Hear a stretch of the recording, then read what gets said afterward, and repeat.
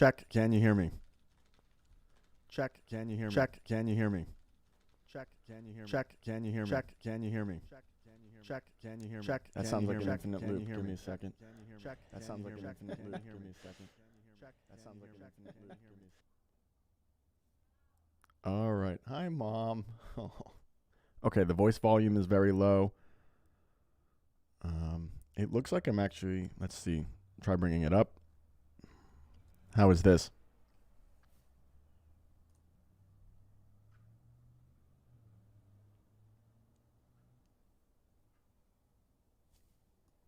How is this?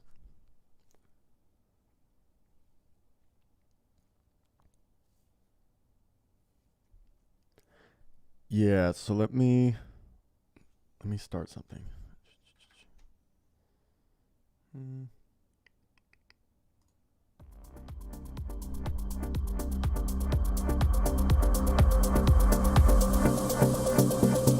Fading in and out of phase. Silence over words I say. Pull me in your harmonic skin. We're out of phase. Out of phase.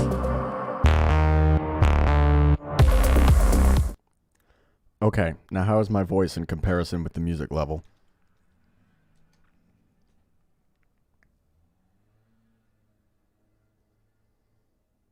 Okay, sweet. In that case, I'm gonna let people trickle in for the next 15 minutes or so. Where'd I get my keyboard cable? Okay, we can start the Q&A now, Kevin. This is a custom keyboard cable. I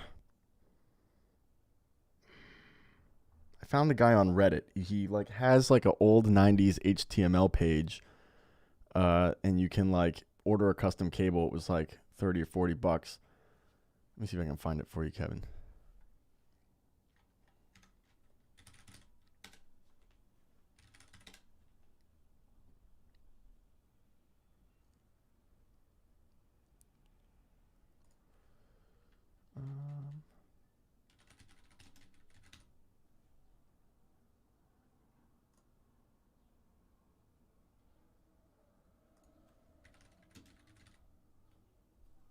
Okay, I found it, Kevin. It's Mech Cables.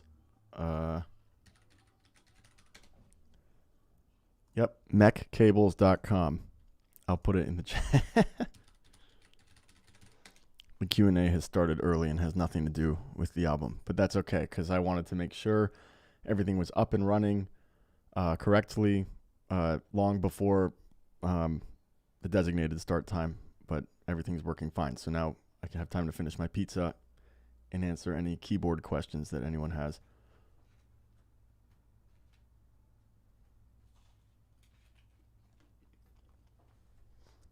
Yeah, he did a great job with the cable. My only complaint is it came to me a little bit crimped and I can't quite unbend it. And I also, I wish I had like a connector here, like a heavier, like a, you know how some of the coil cables have a special prong that gets adapted into the USB or whatever. And there's like a little adapter there. That's my next upgrade.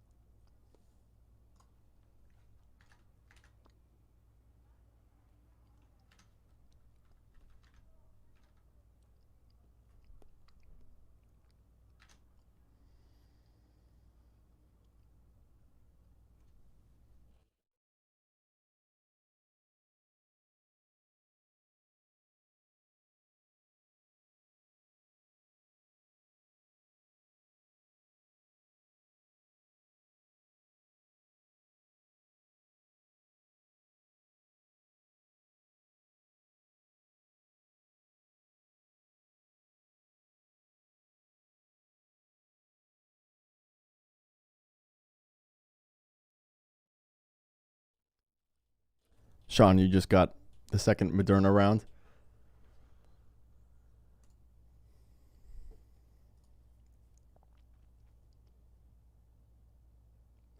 I had not a single side effect from Pfizer number 2. I don't know if that's good or bad or what it says about my body and health, but um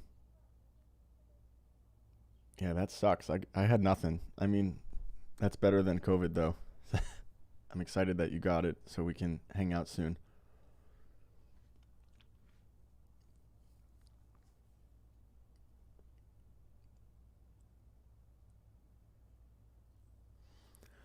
I feel like part of the reason I didn't get a side effect is because the day I got the shot, I had to go pick up my new motorcycle, and so I had to take a train and walk a bunch, and then haven't ridden a motorcycle in 3 or 4 years, so I had a very ride or die situation where I had to remember how to drive the motorcycle to get it back to the city. So I was just constant adrenaline and endorphins all day. Thank you, Kevin. But I feel like I was just up and moving, and my blood was going all day. So I never, if I had sat down on the couch, maybe I would have felt it. I don't know. Oh, I'm gonna start the wine process. Thank you, Sean. Thank you, Kevin.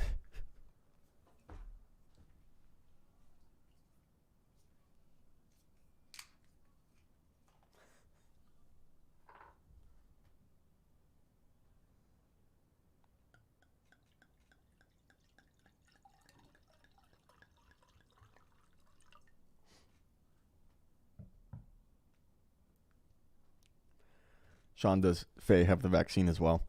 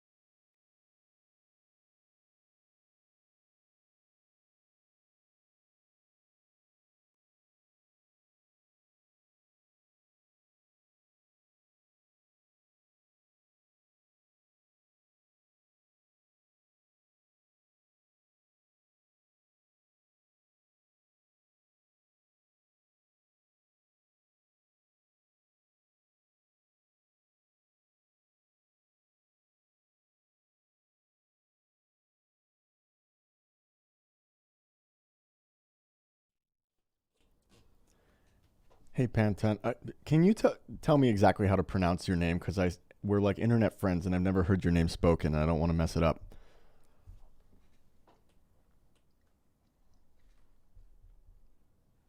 And the keyboard is a Vortex Race Gear 3.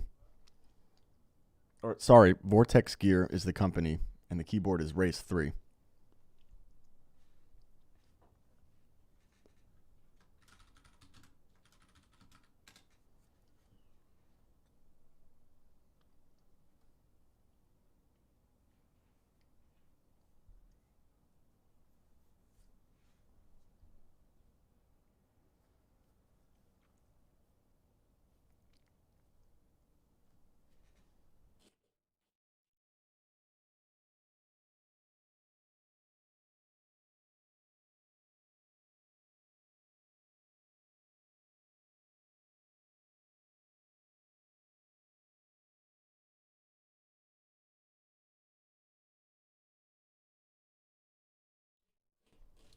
What is the origin of that name? Very cool.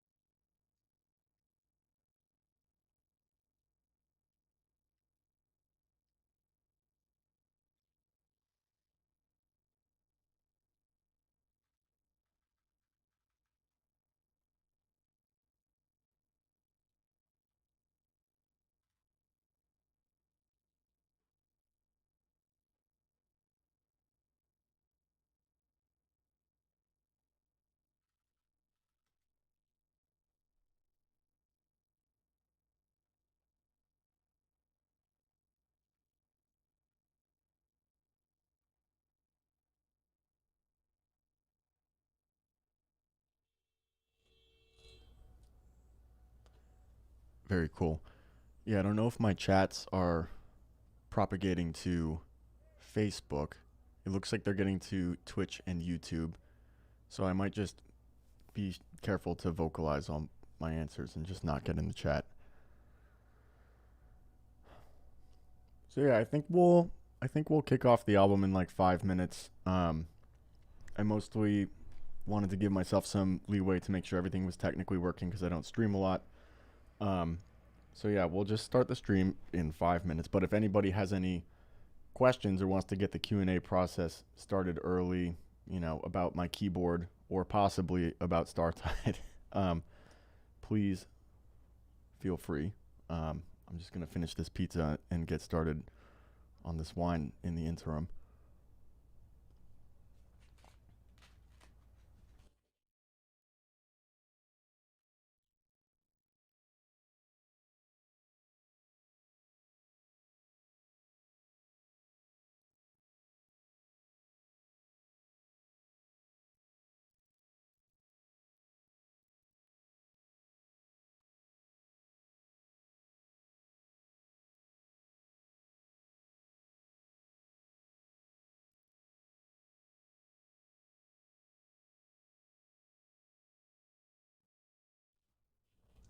Ponton, I wasn't making fun of you. It was just that right before you logged on, Kevin had also asked me about where I got the coil cable, and it was just a funny series of keyboard questions. I appreciate the keyboard questions because the keyboard is awesome. Kevin, that is a really funny question because, hard to pin. Well, so actually, what happened was, so anyone who's really into old weird science fiction probably recognizes the name Startide from this old David Brin novel from I think the 70s. And the book is called Startide Rising. Everyone should look it up and read it because it's good. And like 2.5 years ago, I was reading it. And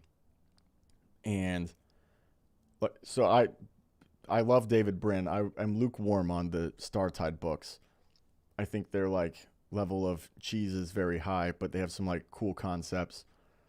But I was in the middle of reading Startide Rising, and when I'm working on new songs and have like work in progress file names in my hard drive, I kind of just like scribble something down and don't really think about it.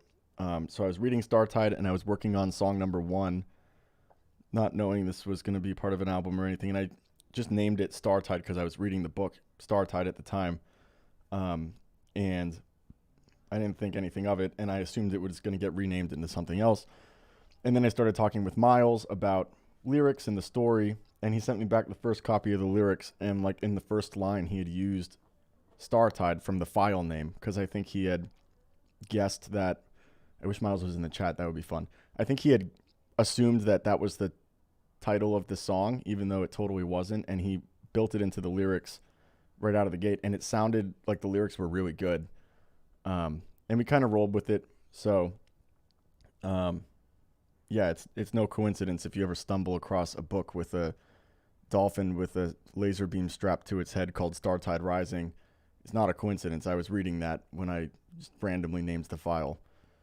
And yeah, on the book is great. If you're going to read any David Brin, I recommend Existence or Postman. Those are my two favorite David Brin books. And the Startide books are like worth your time, but you have to be into like pulpy, cheesy 70s science fiction, which I am.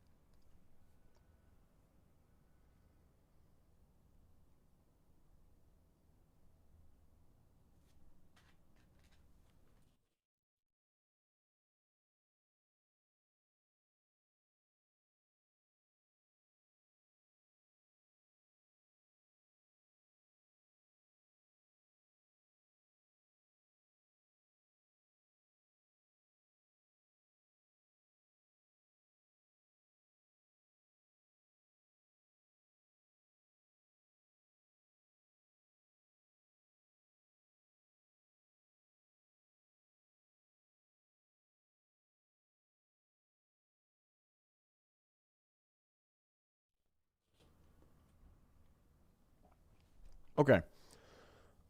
So let me switch out my displays here a little bit. Cool.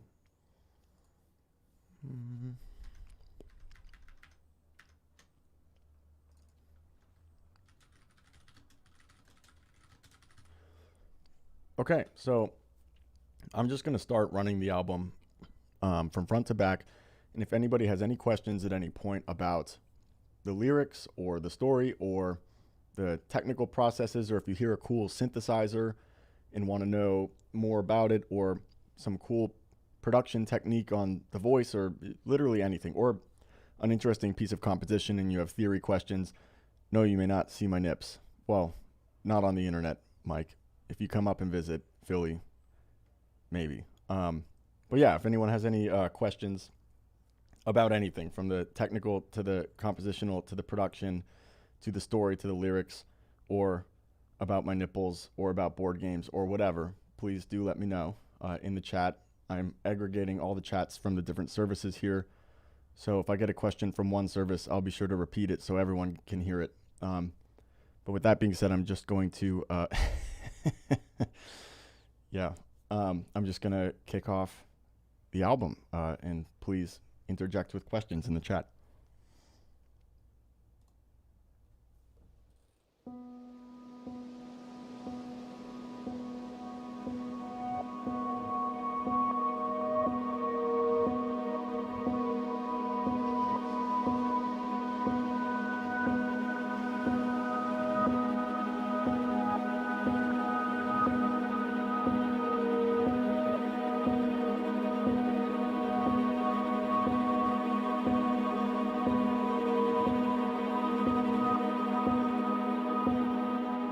Could we leave this world behind? Stealing time, making our escape from these silver shores. Nothing more than the startide seas that away. If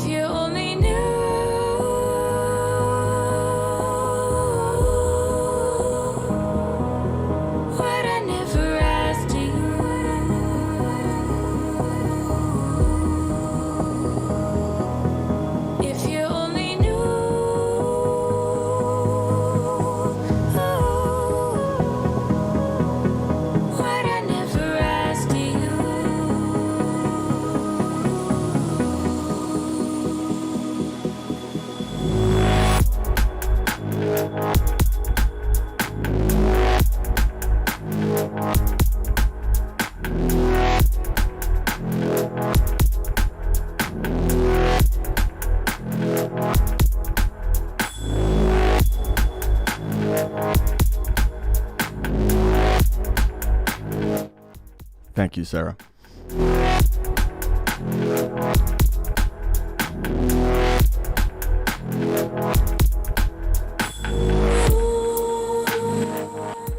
Yeah, so I saw somebody mention Sophie. Everyone check out her work. She has her own album, incidentally, called Space, coming out next week. She's all over Spotify and Instagram under the name Sophie Corin, so do check her out.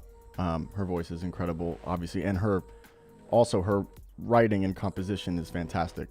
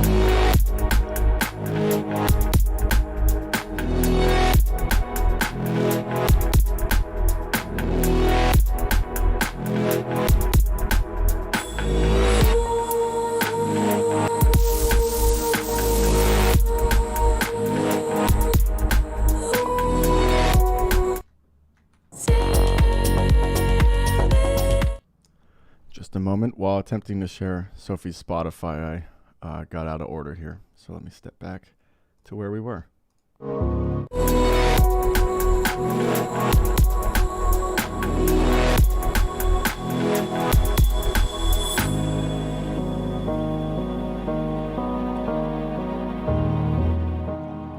Okay, so we got a couple questions here.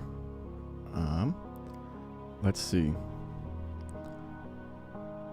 First question is, how did I decide on the order of the tracks? So I am going to pause the audio for this. This album was written pretty linearly. In the beginning, I think we had tracks 1, 2, and 4 kind of floating around in space. And Miles and I began to work on lyrics. The order for the first 3 songs kind of came into focus, and it was the order that I wrote them in.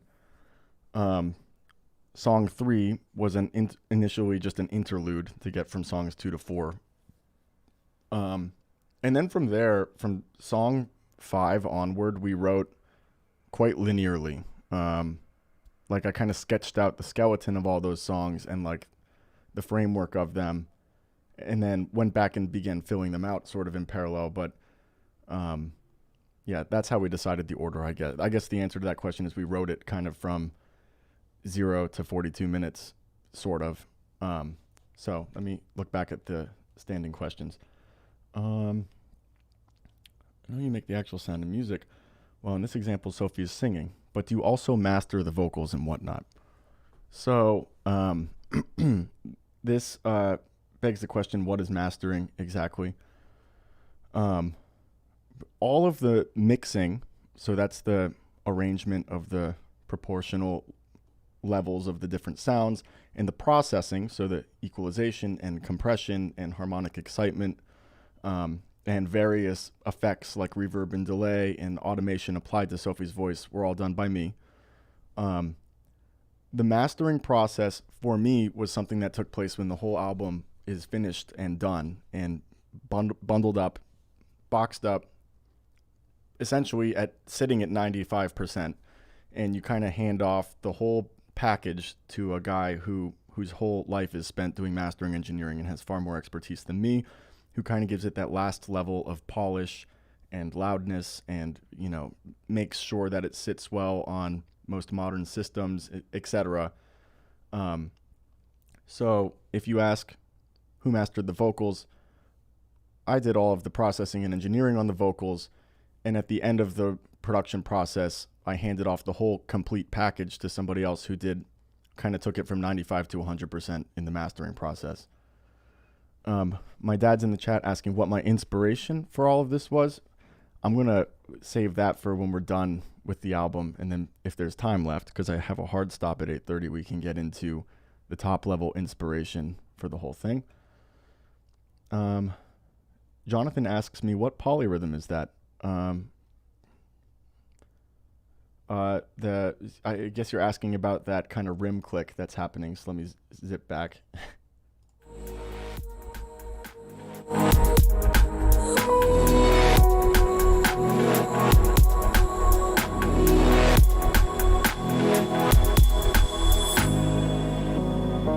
Yeah, so it's not that complicated. You're hearing the rim click come in at the end of 2, and then, the end of 1, so a half step before 1, and then directly on 3. And then the reason it sounds polyrhythmic is because for the first click, I have a 8th note delay activated, and on the second rim click, I have a triplet delay activated. So that probably creates some cool polyrhythmic interplay, and maybe that's what you're asking about. So yeah, let me just roll it back so now we can listen to what we were just talking about, and you can kind of hear what I'm saying. So yeah, listen to the different delay patterns. Click 1 has a 8th note delay pattern, and the second click in each measure has the triplet delay pattern. I think that, and if it's not that, it's the opposite of that. So here we go.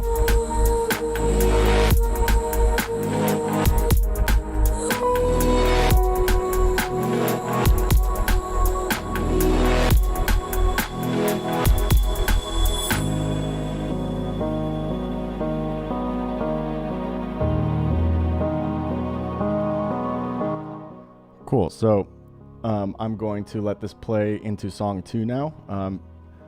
My dad is in here with the existential questions again, which I would love to return to when we get through to the end of the album, or maybe towards the end of the album.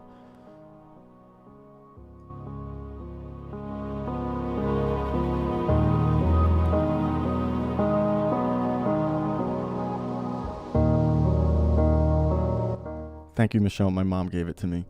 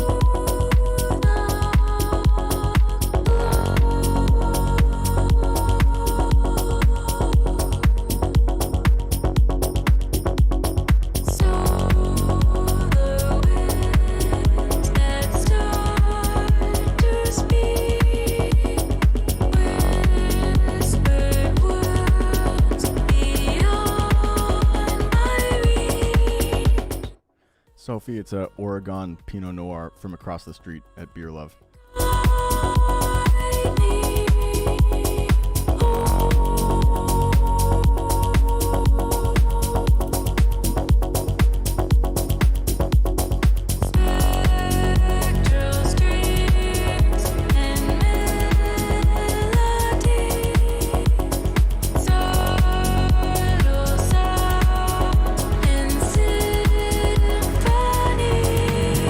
Through the storm, let's see.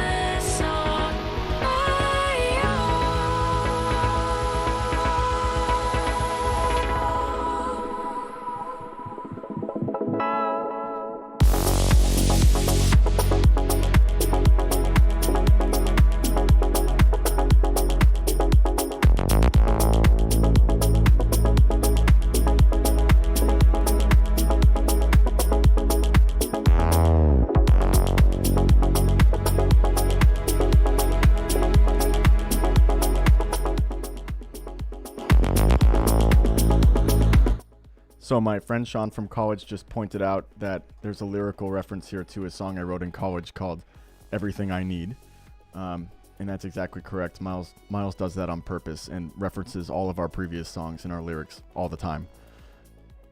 Controversial question. I'll come back to that, Vinny, after the second verse.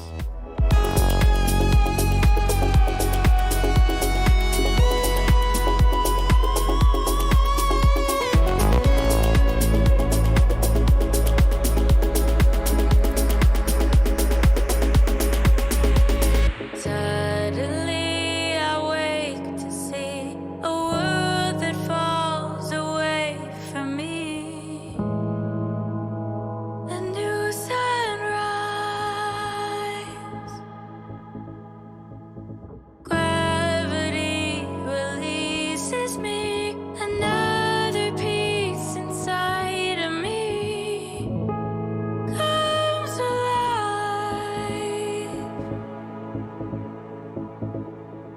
Through this starlit sea, I leave the life I've known.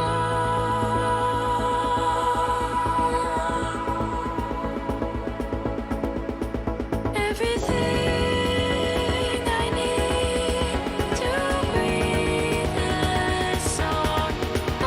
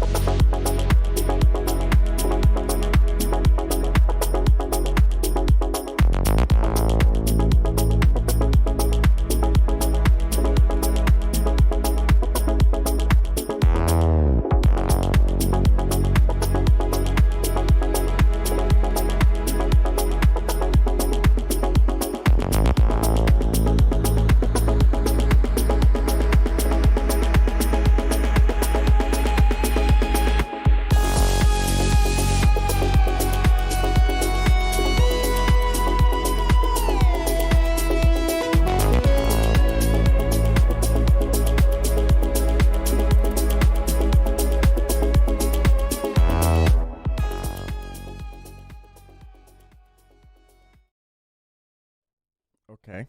So I'm going to pause for a couple of good questions that we have in the chat. So let me recall the chat. Okay, so Vinny asked a technical question, and he also claims that it's controversial. So I guess I'm out of the loop because I've never been in a battle about this. After EQ, do you process the kick and bass together or separately? I guess I process them separately. The kick and bass exist on separated channels in my mixer. The bass is either automatically sidechained against the kick or manually sidechained against the kick through an automation clip, one or the other. So they have a processing relationship, but they're not bussed together or summed on a bus channel if that's the nature of your question. Not that there's anything wrong with doing that, but I don't do that. But maybe I should try. Maybe I would get some interesting results. Okay, my dad. Why is space the most appropriate venue for this telling? Okay, well, let's dive into one of my dad's earlier questions, which is what is the album about? I think he was asking, or what was the inspiration for this album? Startide is about the nature. So this song is called Flight, and it's kind of like a double meaning because it's clearly about like aerospace and aeronautical flight. Like if you look at the graphic novel artwork for this piece, which by the way I'm pushing the comic strip panels for each song to the screen while playing them. If you look at the panel for this piece, like it's about leaving Earth, it's about literal flight, but also the whole album is about flight in the sense of leaving. So running away from something and the incredible excitement, but also like the terror and, all of the repercussions of flight. And so it's about leaving somebody that you care about or being the one who was left, and the person you care about is in flight. They're gone and away. And so you ask why space is the most appropriate venue for this telling. It could have been any venue, of course, or it could have been a direct reflection instead of a allegorical reflection. But you as a science fiction lover know that,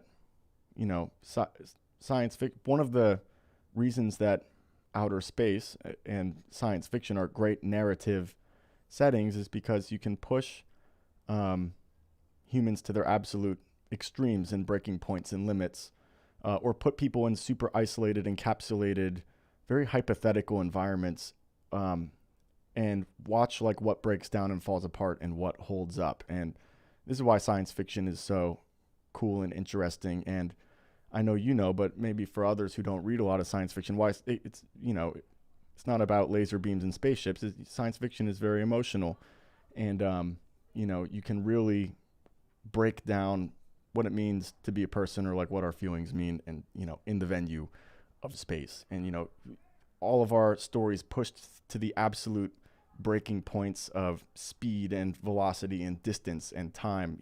Everything is just exaggerated to a incomprehensible scale, which will eventually happen in Startide. It hasn't yet, but so this is why space is a good venue for such a telling. Mike says, fill it up, I presume, about my wine glass. Don't worry, I'll get through all of it. And then, how many hours do you estimate went into making the album? Between writing and production and recording sessions and co-writing sessions and collaboration with the artists and just corralling 12 people all to get on the same page in the same place, or the places that I need them, etc. Probably thousands of hours, I think. I mean, it's been 2 years. Been a lot of late 3 a.m. nights in my room. And 60% of the effort has been logistical and executive, not sitting in creative writing. That's 15% of it. So I hope that answers that question. Okay. Yeah, Super Light Overture is a heater, guaranteed. We'll get there. Okay, so I'm going to continue the album now. We're going to move into song 3. But I'm going to roll it back just a little bit so we remember where we were.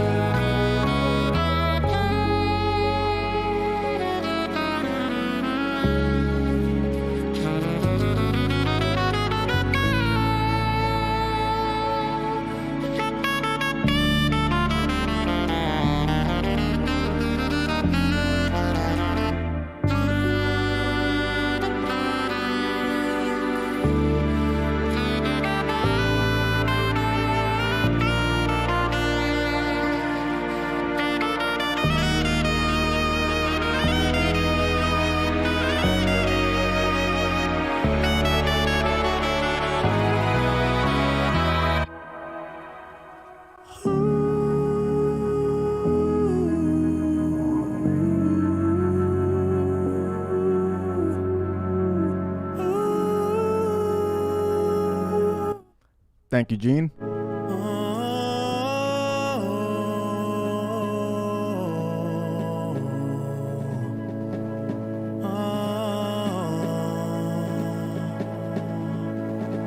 What was lost on you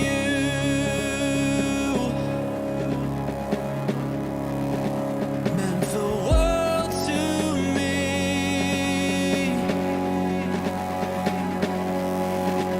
Could you find me now?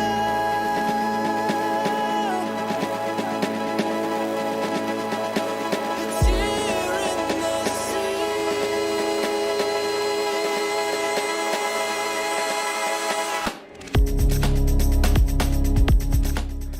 To answer my dad's question, I do absolutely visualize the whole story in black and white in my mind's eye. I don't know why. Maybe it's a feedback loop from the artists just being black and white artists, but it is all in black and white in my brain.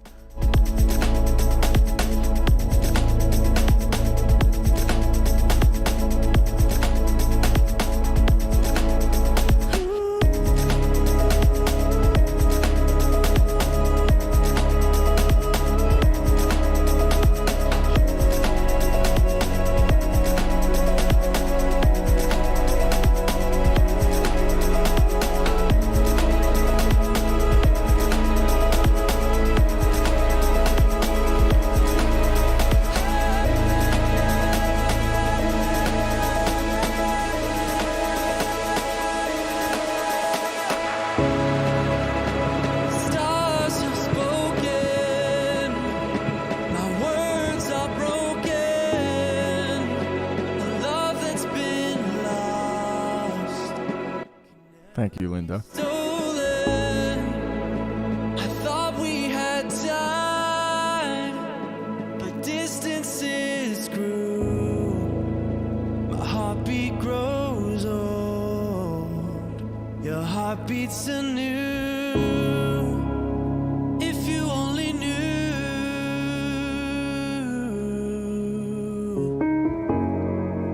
what I never asked of you.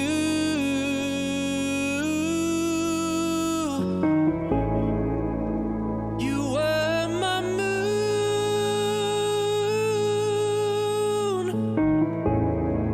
Why would you set on me so soon? Am I coming through to you?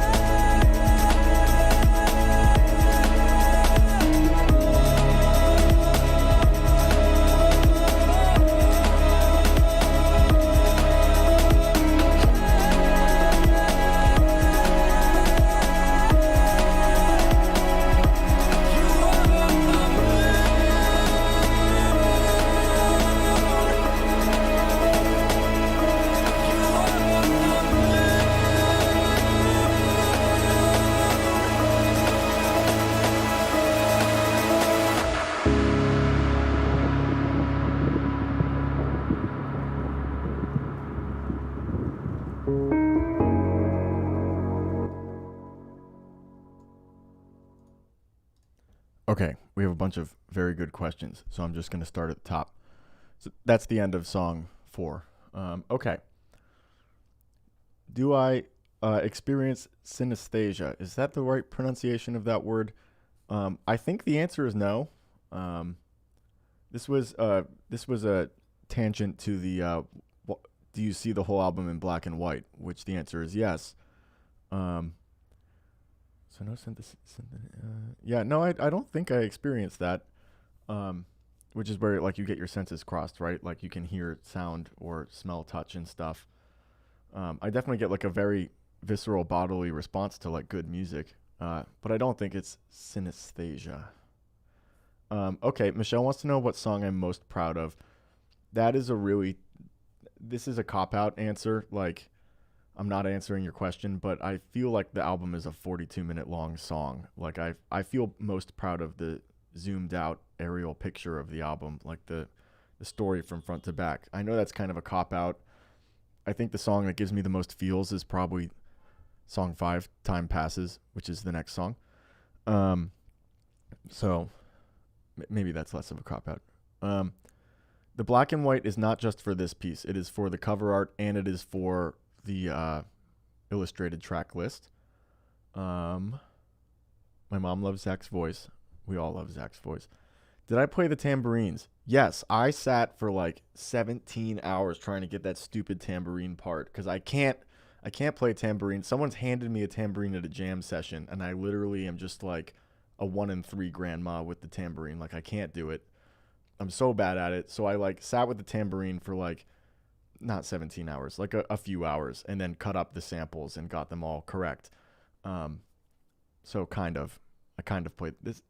That actually segues well into the next question, which are the vocals taken from a single take or are they comped, which I assume means like a composite take, as in, yes, we recorded about 80 passes of Zach, and I crawled through them individually and snipped out all the best bits and put them together very carefully. So just like the tambourine, I sat there banging the stupid tambourine and slowly snipped and razor taped it all together the way I liked. Cool. So I think that's all the questions right now. So I'm going to let it roll. I'm going to roll back 30 seconds and then let it go into song 5. So I'm going to do that now.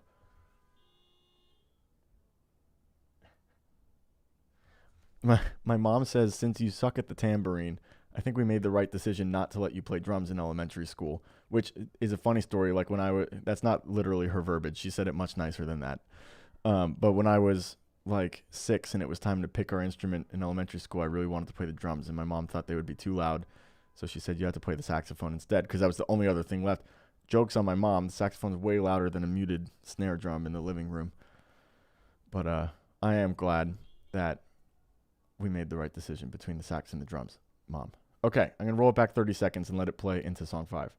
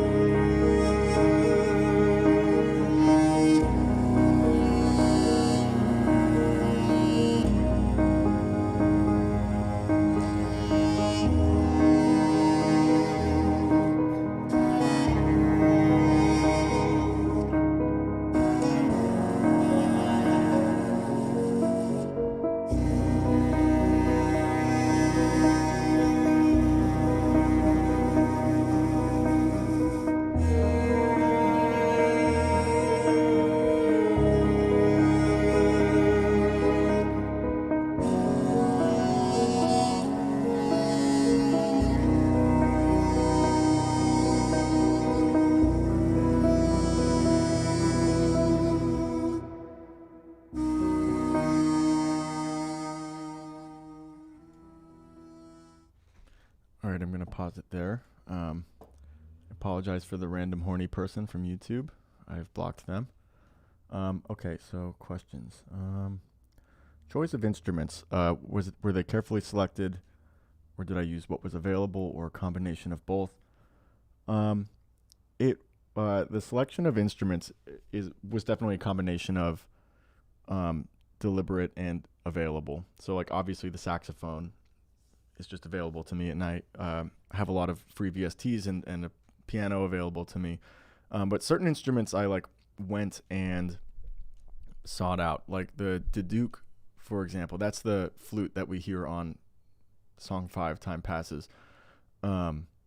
Is something I found online years ago and very deliberately went and found one and wanted to play it on Startide. Or, in the second half of Time Passes, I knew that clearly we needed a cello double, so I went and sought out Dan Castle for that. So it's kind of a combination of what I had sitting, lying around, and what I was able to play. And then, when I would hear a certain very specific part, like that cello part, or like in song 8, which we'll get to, there's an erhu part. That was something where I was I need an erhu. I'm going to go find somebody who plays erhu. So a combination of whatever was available and things I was hearing in my brain. Okay. Yeah, I agree, Kyle. I think I think it might be my favorite song on the album too. Okay, so I'm going to roll it back 30 seconds and now let it run into song 6.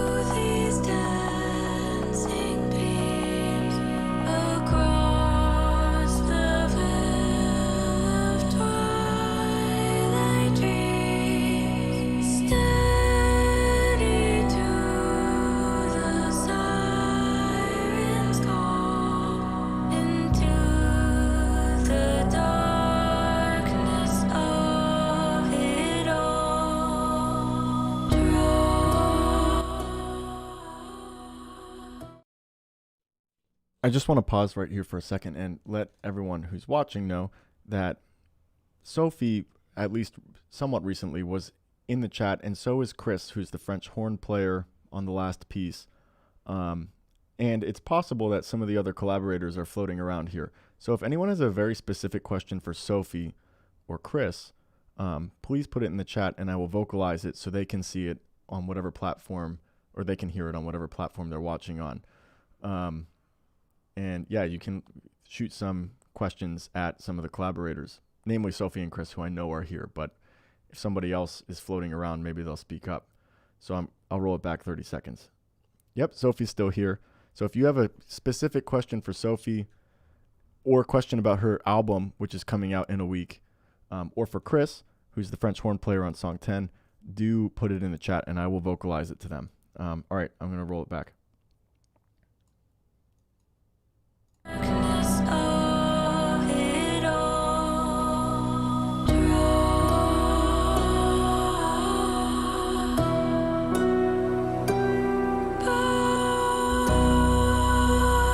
by waves of flame, am I too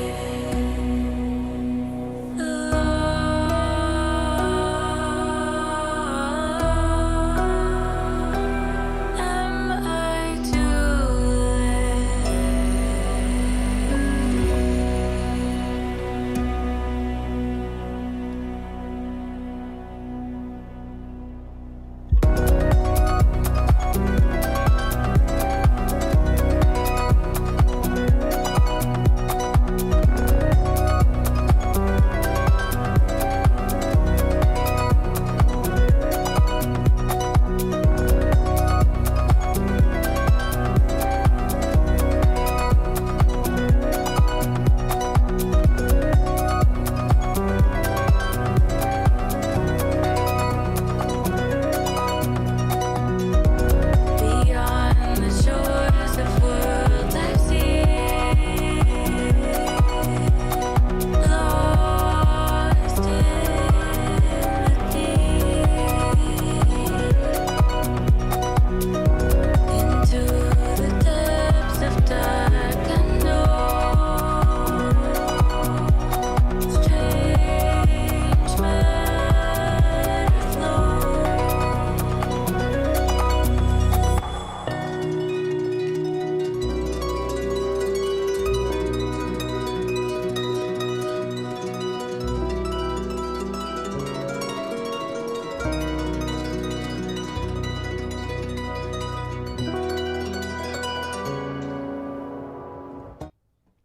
Okay, I'm going to pause it right there. Chris, tell your daughter I say thank you so much. Okay, a couple questions here. Is that a harp? Yes, that was a harp. And the harp was played by a woman named Elizabeth Steiner, who's a Philadelphia local. And she's a beast. Go follow her and track her. All her work is really cool. I think she has some new solo stuff coming out soon. Yeah, so it was a played harp.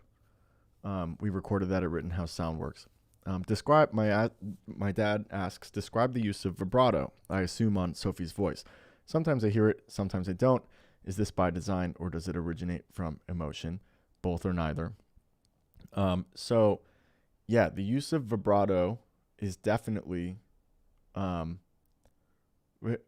think, I'm not a singer, but you use vibrato on the saxophone. So in general, just in playing, like at a jam session, or if I'm doing a solo for like on a jazz song, it certainly is like just a very intuitive, it's another variable you can apply to a pitch, right? You have volume, articulation, vibrato, and it is a very like emotional, intuitive thing. However, there are certainly times when me and Sophie were coming up with the vocal parts for Startide, where we decided as a team, like, no vibrato on this note. This note needs to be straight, or like, yes, vibrato on this note.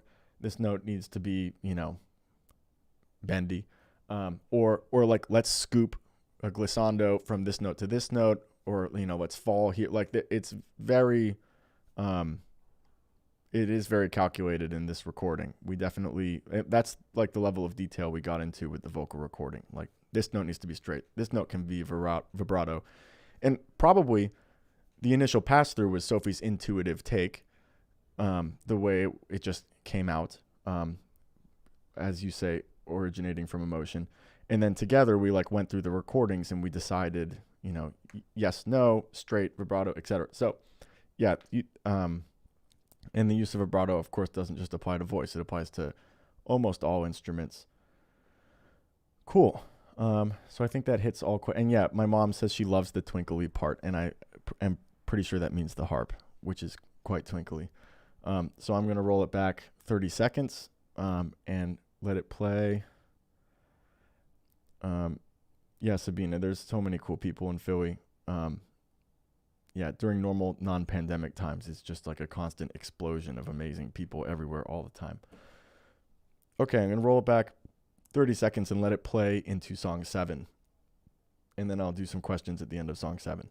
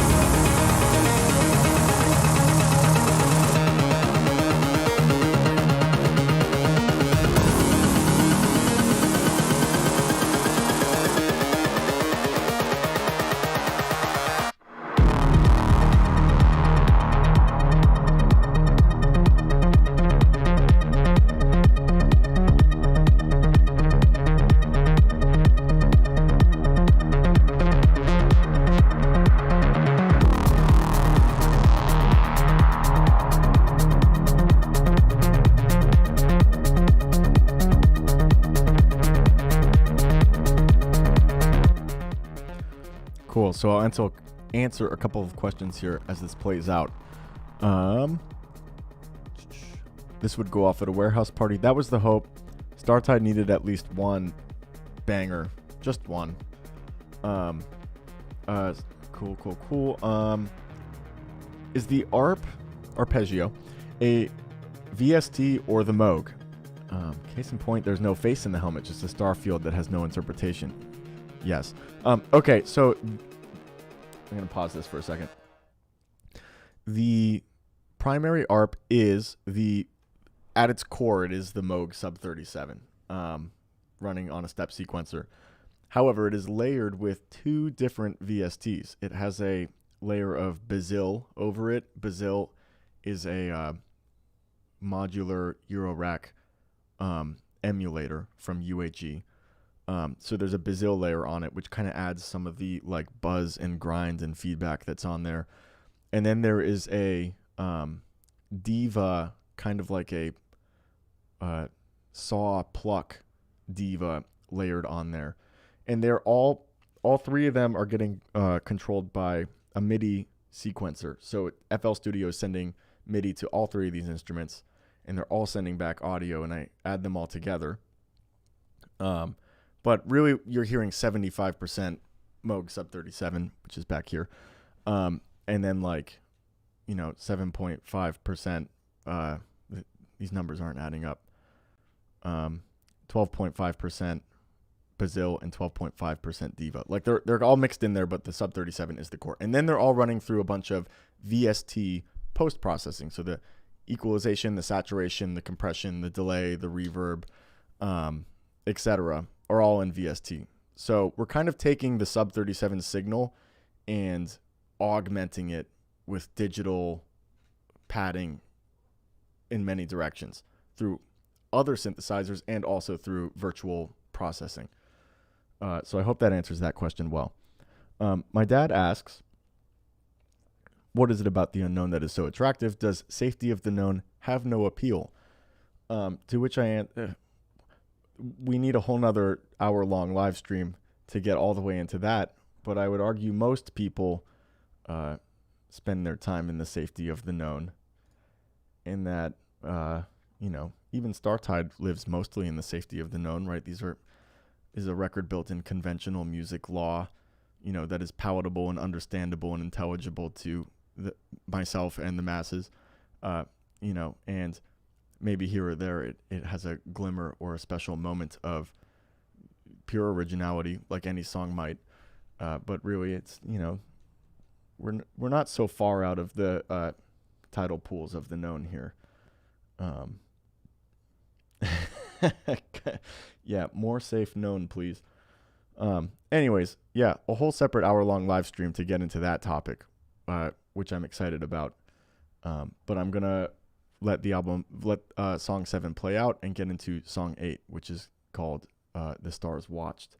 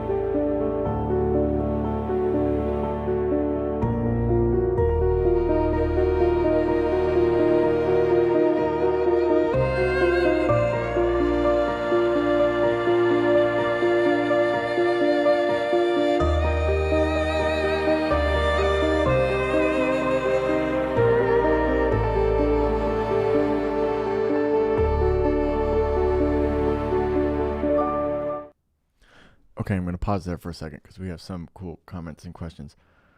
I love Sabina's response to my dad. I love strangers interacting in situations like this. It's always just cool. Yeah, again, we need another 90-minute live stream situation to get into each of my dad's questions, really. Okay, but my dad did ask a more technical question. The different tracks, are they in the same time signature and the same key, or if they are different, how are they correlated? So all of the tracks are in different keys, and most of the tracks are in your standardized 4/4, but there are these little interlude. There are a few interlude tracks, right? Okay, so zooming back, when the album was still in its primordial state, it's just a bunch of random disassociated songs.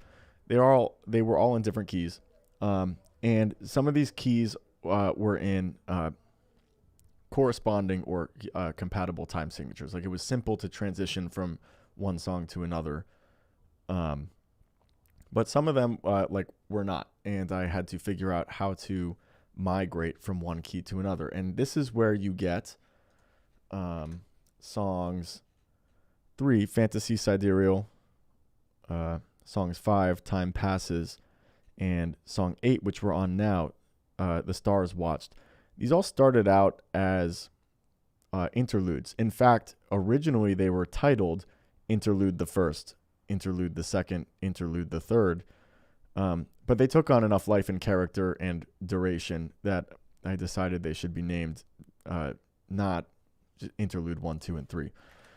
But their original purpose was to bridge two different keys in two different songs, basically to get from point A to point B harmonically in a way that was not offensive, since the album's continuous. So the tracks are not all in the same key, and it just so happens that the interludes all have a particularly interesting time signatures, because this is where I got a little more contemporary with it. Like, the real contemporary moments on the album are Time Passes, Stars Watched, and Silver Shores at the end. And I guess Fantasy Sidereal a little bit.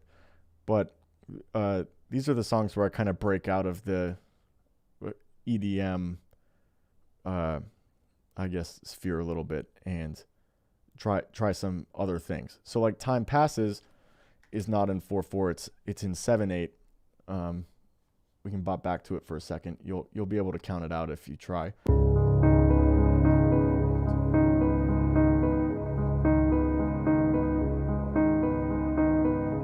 It's in 7 if you dissect it, which I'll let you do at your leisure.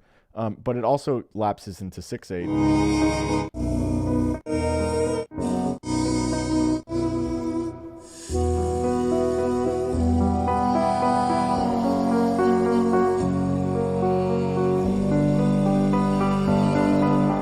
So it has moments of 7/8 and 6/8. The Stars Watched is really fun because it starts out in 4/4.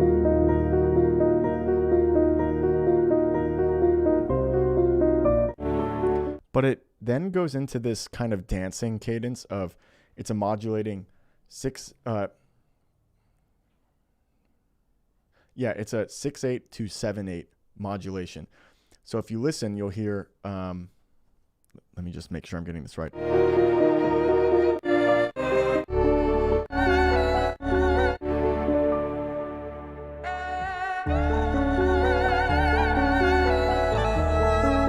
Yeah, so it modulates between 6/8 and 7/8. Sorry, I wrote the song like a year and a half ago. So if you listen, it's 1, 2, 3, 4, 5, 6, 1, 2, 3, 4, 5, 6, 7, 1, 2, 3, 4, 5, 6, 1, 2, 3, 4, 5, 6, 7, 1, 2, 3. So it has this kind of like modulating, dancey atmosphere. So I'm going to let it play and see if you can pick up on that.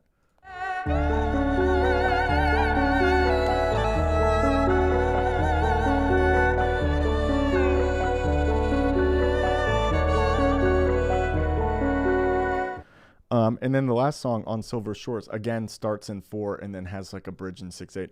So to answer your question, there is a lot of variation in key. There is some variation in play in time signature, but nothing crazy. Just like enough to mix it up and raise an eyebrow or keep you like pique your interest or keep your ears perked between the main feature songs. Okay.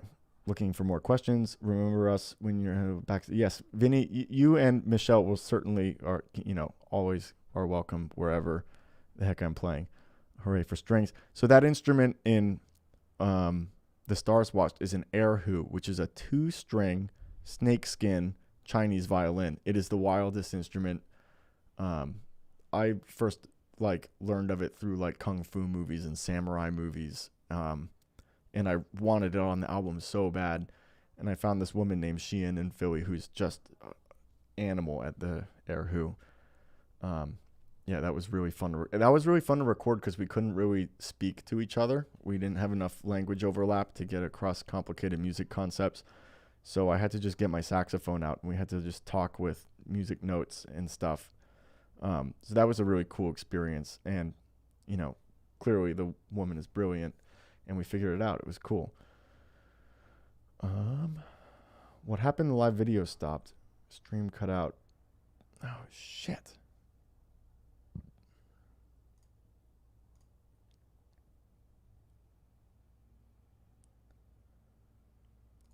Looks like we hit our time limit on Facebook, but we're still running on Twitch and YouTube. So, I'll keep it running. That's a bummer. Okay, let's let it play.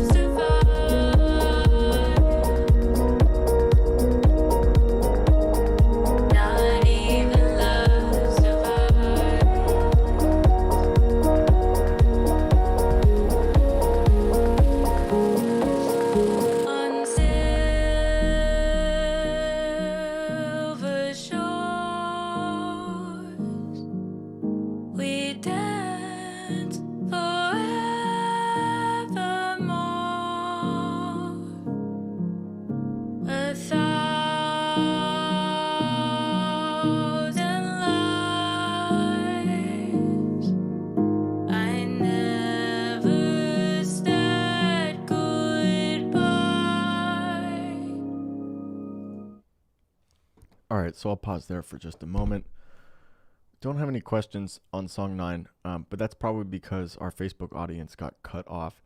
Restream appears to have, I guess, a 90-minute time limit for Facebook, but we're still running on Twitch and YouTube, which is, about half of our people here, and some people appear to be migrating over to YouTube. So I'll continue. If anyone has questions about song 9, please relay them. I will roll back 30 seconds and let this run into song 10, and we can finish this.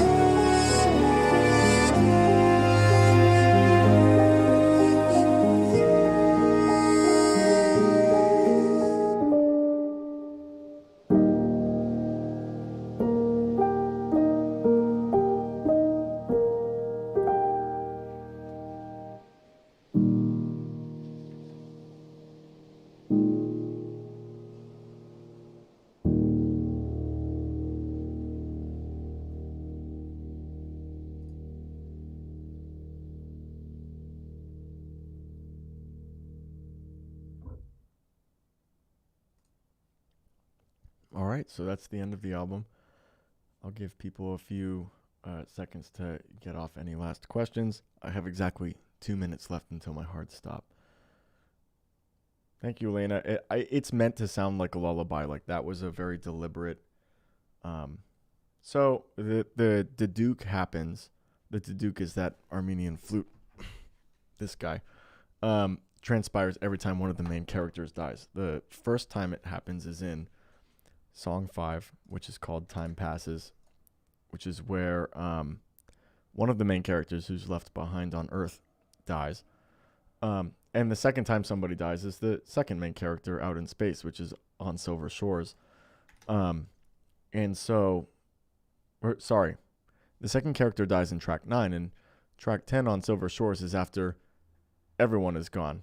And so it's meant to be like an all quiet, like it's all over, like kind of a very much, as you said, a bit of a lullaby.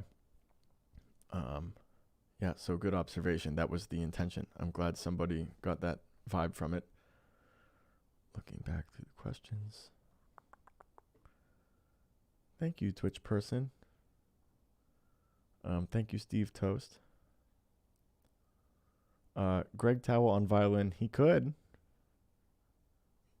You know, just got to shake some dust off. It's all in there. Cool. Well, if that's... oh, what's up, Don? Hell yeah. Are you coming over tonight? I mean, you're supposed to be. I hope you do. In any case, if not, cool. Yeah. All right. Well, thank you, everyone, for joining in. I'm sorry Facebook had to drop off. That's a bummer. But for everyone on Twitch and YouTube, I really thought that tonight would be me sitting alone, like swirling my glass of wine around with like my mom and dad on the live stream, you know, which would have also been nice. But I'm glad everyone showed up and made this fun and gave me a lot of like really cool and interesting questions.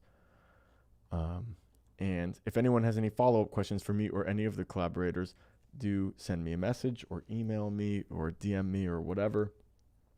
And please enjoy the album and share it with your friends and spread it around. And if anyone wants it on vinyl, we're getting a vinyl pressing done, which has all this comic book art that I've been putting in the top left corner. Like, this is all in the vinyl sleeve. There's like a little graphic novel. It's cool. And you can get it, you know, in a, you know, piece of physical matter, which is neat and doesn't happen in a lot of streaming platforms. So in any case, thank you all for attending this. It's the best we can do with COVID, and it makes me really happy that people were interested enough to show up. So have a good evening, and share the album, and send me any questions you have.